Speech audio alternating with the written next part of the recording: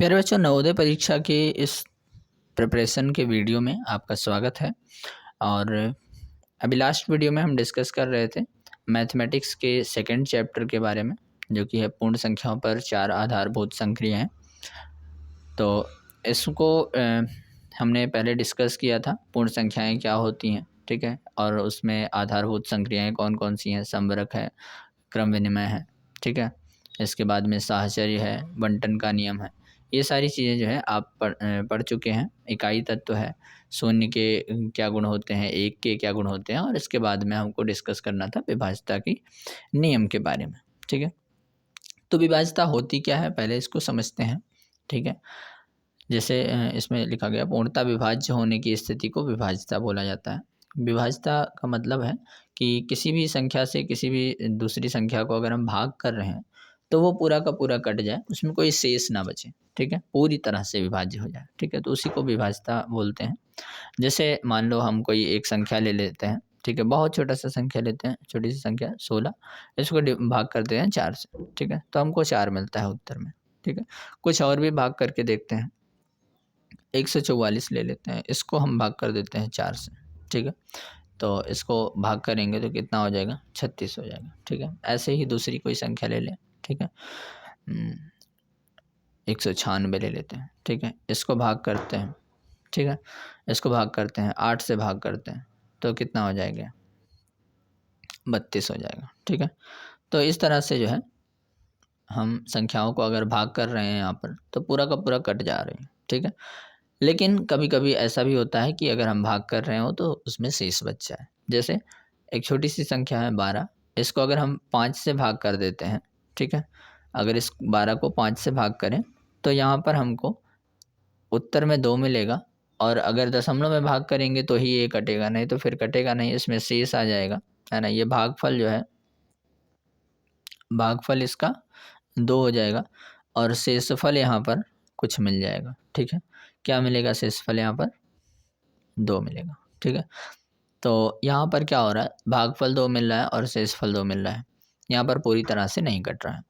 तो कोई संख्या किस संख्या से कब कटेगी, इसी चीज़ के बारे में आज हम पढ़ने वाले हैं, और बिना हम भाग किए हुए बता देंगे कि ये संख्या इस संख्या से कटेगी और ये संख्या इस संख्या से नहीं कटेगी, ठीक है। इसी के बारे में आज पढ़ना है, ठीक है। तो सबसे पहले बात करते हैं कि कोई संख्या 2 से कब कटती है, हम कैसे पता करेंगे, ठीक है। 2 से विभाज्यता के क्या नियम हैं, कैसे जांच करेंगे, हम कैसे चेक करेंगे कि कोई एक बड़ी भारी सी संख्या है, मान लो 2, 8, 7, 5, 9, इतनी बड़ी सी संख्या है, ये 2 से कट रही है कि नहीं कट रही है, इसको हम कैसे पता करेंगे, क्या हमारे पास तरीका है। तो जो नियम है वो यहाँ पर देखो लिखा गया है, किसी भी संख्या 2 से पूर्णतया विभाज्य तब होगी जब इकाई अंक 0, 2, 4, 6 या 8 होगा, ठीक है।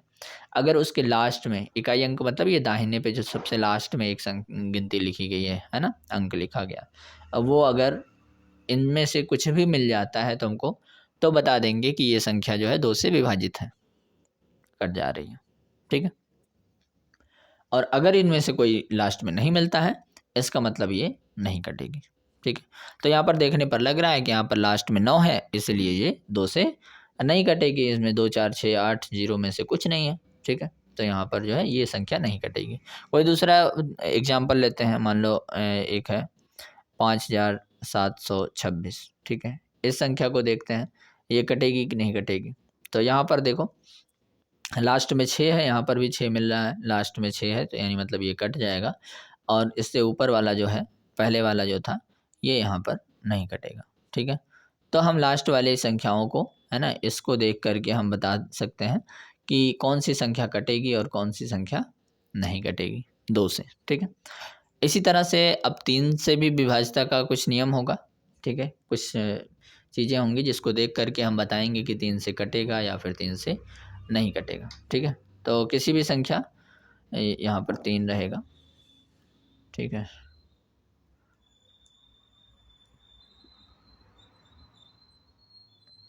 तीन से पूर्णतया विभाजित तब होगी जब उस संख्या के अंकों का योग 3 से पूर्णतया विभक्त होगा। कहने का क्या मतलब है, समझते हैं इसको।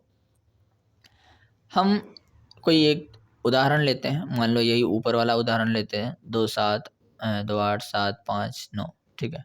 इसको देखते हैं 3 से कटेगा कि नहीं कटेगा। तो सबसे पहले हम क्या करेंगे, उस संख्या के अंकों का योग, यानी मतलब जो ये संख्या है इसमें जो अंक दिए गए हैं 2 8 7 5 9, इसको जो है हम जोड़ेंगे, ठीक है। तो जोड़ते हैं, यहाँ पर 2 + 8 + 7 + 5 + 9, और इसको जोड़ते हैं तो क्या होगा, 10 हो जाएगा। 10 10 20 10 30 1 31, है ना, 31 हो जाएगा। तो यहाँ पर 31 जो है वो क्या 3 से कट जाता है? क्या 31 जो है 3 के पहाड़ा में आता है? 3 के टेबल में आता है 31? नहीं आता है, ठीक है। तो कहने का मतलब ये है कि ये जो संख्या दी गई है ये पूर्णतया 3 से विभक्त नहीं होगी, ये पूर्णतया 3 से विभाज्य नहीं होगी, ठीक है। तो कोई दूसरा उदाहरण भी लेकर के देख लेते हैं, ठीक है। दूसरा उदाहरण ले लेते हैं, जैसे मान लो हमारे पास एक उदाहरण है 7 2 5 4, ठीक है। चलो इतना ही, इसी को रहने देते हैं, देखते हैं, ठीक है। तो ये विभाज्य होगी या नहीं होगी पता करने के लिए सबसे पहला काम क्या होगा हमारा, सभी को जोड़ लेना है। 7 + 2 + 5 + 4, ठीक है। सभी को जोड़ेंगे तो ये हो जाएगा 18, ठीक है। अब बताओ 18 जो है वो 3 से विभाजित होता है या नहीं होता है? 3 का पहाड़ा पढ़ेंगे 18 में और देखते हैं 3 के पहाड़ा में 18 आता है कि नहीं। 3 छक 18, ठीक है। यानी मतलब ये 18 क्या है, कट जा रहा है। तो इसका मतलब ये है कि ये जो हमको संख्या दी गई थी, है ना, 7254, ये संख्या जो है पूर्णतया विभाजित हो जाएगी, ठीक है। ये 7254 जो है पूर्णतया इस संख्या से जो है 3 से विभाजित हो जाएगी, ठीक है।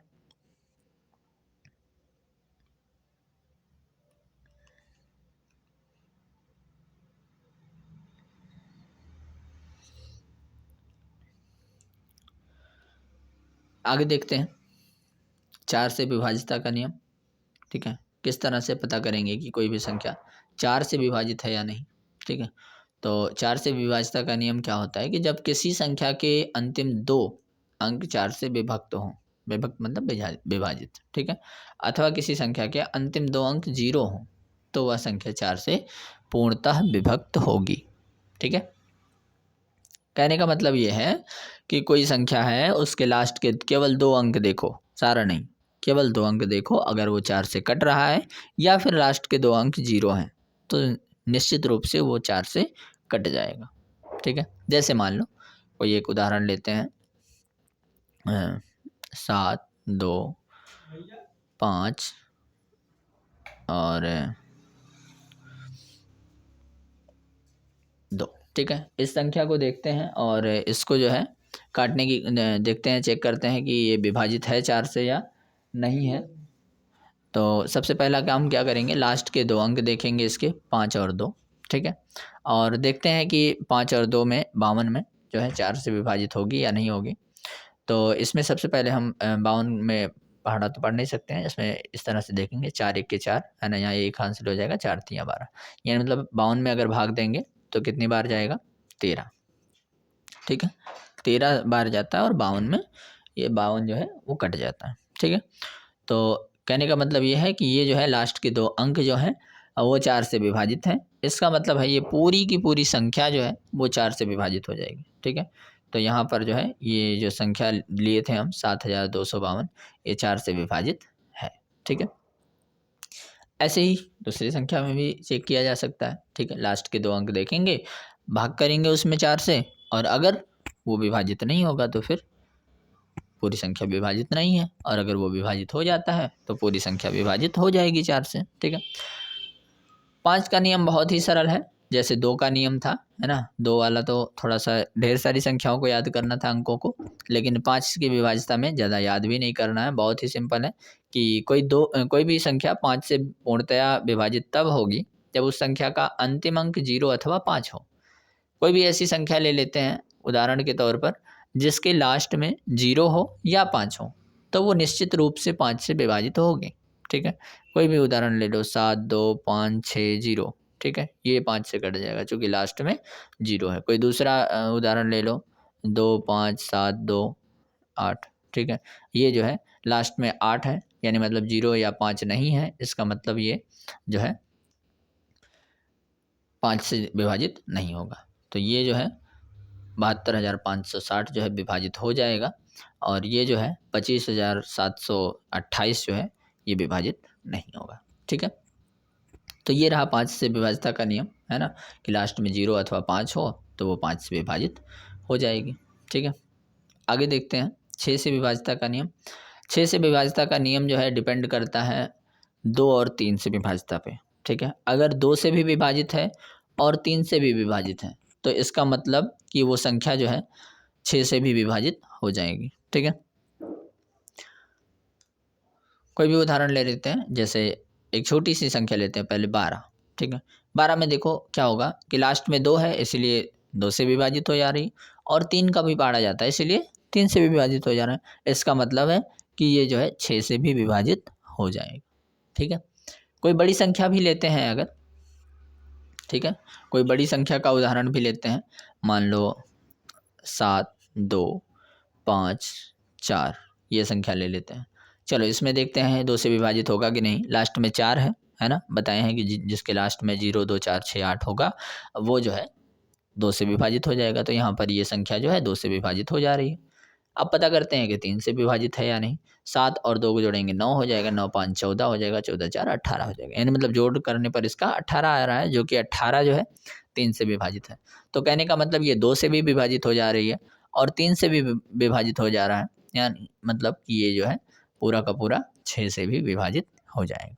ठीक है, तो इस तरह से जो है हम पता करते हैं कि कोई भी संख्या 6 से विभाजित कब होगा, जब उसके लास्ट में 2 4 6 8 या ये सब हो, है ना, यानी मतलब वो 2 से विभाजित हो और साथ ही साथ वो 3 से भी विभाजित हो रहा हो, तो वहाँ पर हम बताएंगे कि ये जो है 6 से भी विभाजित हो जाएगा। अगर ऐसी स्थिति नहीं है, केवल 1 से विभाजित हो रहा है, तो इस तरह से वो 6 से विभाजित नहीं हो सकता है। ठीक है, उसको 2 और 3 दोनों से ही विभाजित होना पड़ेगा।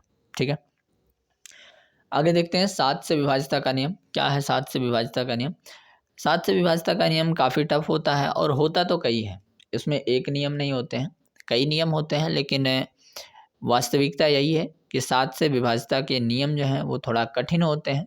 कठिन होने का मतलब ये है कि इसको चेक करने में ही आपको इतना समय लग जाता है जितना समय हम उसको भाग करके पता कर सकते हैं। ठीक है, यानी मतलब कोई भी संख्या है, ये संख्या 6 से विभाजित होगी या नहीं होगी, इसको हम भाग करके भी तो पता कर सकते हैं, लेकिन हम इस नियम से पता क्यों कर रहे हैं? इस नियम से पता करने का मुख्य उद्देश्य यही है कि हम आसानी से जल्दी पता कर पाएँ कि ये 6 से कटेगा या फिर नहीं कटेगा। बाकी पता करने को तो हम इसको 6 से भाग कर देंगे, भाग करना हमको आता ही है, देख लेंगे भाग करने पर शेष आ रहा है या नहीं आ रहा है। अगर शेष आ रहा है तो फिर ये जो है नहीं कटेगा, और नहीं आ रहा है तो कट जाएगा। लेकिन हम इससे ये नियम जो है इसीलिए पढ़ते हैं, इसीलिए समझते हैं कि हमको ये चीज़ें आसानी से जल्दी पता चल सकें। लेकिन 7 की स्थिति में ऐसा नहीं होता है, इसके जो विभाजिता के नियम हैं वो थोड़ा कठिन होते हैं। बाकी जो सरल नियम है उसको हम यहाँ पर लिखे हुए हैं, अगर इस तरह से आपको पता चलता है तो फिर अच्छी बात है, नहीं तो हम आपको प्रेफर करेंगे कि आप उसको भाग करके ही चेक कर लीजिए, उसमें आपको ज़्यादा आसानी होगी। ठीक है, तो 7 से विभाजिता का नियम क्या है? जब किसी संख्या का 6 बार, 12 बार और 18 बार 6 के गुणज में, ठीक है, पुनरावृत्ति हुई हो तो वह संख्या 7 से पूर्णतया विभक्त होगी। तो ऐसी संख्या आपको देखने को बहुत कम मिलेगा कि कोई लगातार 6 बार कोई भी संख्या लिखी गई है। ठीक है, अगर लिखी गई है तो सीधी सी बात है कि वो जो है 7 से विभाजित होगी। कहने का मतलब किसी भी संख्या को 6 बार रिपीट कर देते हैं, यानी मतलब 6 अंकों की बड़ी से बड़ी संख्या लिख देते हैं, जैसे मान लो, ठीक है, 9,99,999। ठीक है, तो ये जो है 7 से विभाजित हो जाएगा। इसी में अगर हम इस तरह से सेम नंबर रिपीट करते हुए हम कितनी भी बार लिख लें, ठीक है, चाहे जितनी बार, अनगिनत बार अगर हम लिख लें, सॉरी, अगर हम 6 बार के गुणज में लिख दें, यानी मतलब 6 बार इसको लिख लें, या फिर 12 बार लिख लें, या फिर 18 बार, तो वो संख्या 7 से विभाजित होगी। लेकिन ऐसी संख्या जल्दी आपको मिलेंगी नहीं, है ना, तो इससे बेहतर है तो कि आप जो है इसको भाग करके ही देख लें। ठीक है, बाकी अगर इस स्थिति में मिलती हैं तो फिर बहुत अच्छी बात है, और वहाँ पर आप बता सकते हैं कि 7 से ये विभाजित होगी। ध्यान देना है कि ये केवल 6 के गुणज के रूप में ही जो है पुनरावृत्त हो, बार बार ये आए, 6 के गुणज का मतलब ऐसा है कि ये 6 बार तो आई है, तब तो ये 7 से विभाजित है। लेकिन अगर 7 बार ऐसे लिखी गई होंगी तो 7 से विभाजित नहीं होंगी, है ना। या 8 बार लिखी गई होंगी सेम संख्याएं, तो सेम अंक, तो इसका मतलब ये नहीं होगा कि वो विभाजित होगा 7 से, नहीं। अगर 6 बार लिखा गया है, 12 बार लिखा गया है या फिर 18 बार लिखा गया है तो वो 7 से विभाजित होगी, ठीक है। ये चीज़ें ध्यान रखनी है। इसके बाद में देखते हैं 8 से विभाजिता का नियम क्या है। 8 से विभाजिता का नियम जो है वो है, जब किसी संख्या के अंतिम 3 अंक शून्य हो या फिर 3 अंक 8 से विभक्त हो तो वह संख्या 8 से पूर्णतया विभक्त होगी। जैसे 4 का था वैसे 8 का भी है। बस इतना ध्यान रखना है कि 4 वाले में 4 से विभाजिता में 2 अंक को हम विभाजित करके देखते थे लास्ट के, और 8 के जो है विभाजिता में हम लास्ट के 3 अंक को विभाजित करके देखते हैं, ठीक है, भाग करके देखते हैं। तो एक उदाहरण ले लेते हैं इसका, ठीक है, जिसमें देखते हैं हम 8 से विभाजित होता है कि नहीं होता है, इस तरह से करके। तो मान लो एक है 7 2 8 7 2, ठीक है। इस तरह से एक संख्या है और देखते हैं ये जो है विभाजित होगा या फिर नहीं होगा, ठीक है। तो सबसे पहला काम क्या करेंगे, इसके लास्ट के 3 अंक देखेंगे। 872 है, ठीक है, तो इसमें 8 का पहाड़ा पढ़ते हैं, 8 1 के 8 हो जाएगा, 8 9 72 हो जाएगा, ठीक है। तो इस तरह से जो है ये संख्या जो है मिल रहा है 109 मिल रहा है ना। इसको भाग करने पर 872 को भाग करने पर हमको 109 मिल रहा है, जो कि जो है यहाँ पर 8 से भाग हो जा रहा है। इसका मतलब ये है कि ये जो संख्या हमने लिया था 72,872, ठीक है, तो ये जो है 8 से विभाजित हो जा रहा है, ठीक है। इसके बाद में 9 से विभाजिता का नियम देखते हैं। क्या है 9 से विभाजिता का नियम? कोई भी संख्या 9 से विभाजित पूर्णतया विभाजित तब होगी जब उस संख्या के अंकों का योग 9 से विभक्त हो, ठीक है। वही है जैसे 3 से विभाजिता है वैसे ही 9 से विभाजिता है। बस अलग क्या है, इसमें अलग यही है कि इसमें 9 से विभाजिता चेक करना है, जोड़ना ही है, अंकों को जोड़ना है और उसके बाद में अगर वो विभाजित हो जा रहे हैं, ठीक है, जोड़ने के बाद में 9 से, तो पूरी संख्या भी 9 से विभाजित हो जाएगी। जैसे एक उदाहरण ले लेते हैं, 2 7 8 1 3 6, ठीक है। जोड़ते हैं इसको, है ना। सबसे पहला काम क्या होगा, सभी अंकों को जोड़ लेना है, ठीक है। 2 + 7 + 8 + 1 + 3 + 6, ठीक है। तो ये हो जाएगा 7 2 9 9 9 8 17 1 18 18 3 21 21 6 27, ठीक है। तो जोड़ने पर हमको 27 मिल रहा है। तो क्या 27 जो है वो 9 से विभाजित होता है? 9 × 27 बिल्कुल होता है, ठीक है। तो इसका मतलब है कि ये जो संख्या है वो 9 से विभाजित होगी, ठीक है। ये जो है दिया गया है संख्या क्या है, 2,78,136, है ना। ये जो है 9 से विभाजित हो जाएगा, ठीक है। तो इस तरह से 9 से विभाजिता का नियम है, ठीक है। और 10 से विभाजिता का नियम तो बहुत ही सिंपल है ना। इसको आपने पहले भी सुना होगा, पहले भी देखा होगा कि जो है जिसके लास्ट में 0 होता है वो 10 से कट जाता है, 10 से विभाजित हो जाता है, ठीक है। तो ये तो बहुत सिंपल है, लास्ट के अंक देखना है और लास्ट में अगर 0 मिल जाता है आपको, वो 10 से विभाजित है, और अगर आपको नहीं मिलता है तो वो 10 से विभाजित नहीं है, ठीक है। 11 से विभाजिता का नियम थोड़ा सा तिरछा है, उसको समझ लेते हैं, अच्छे से समझ लेते हैं।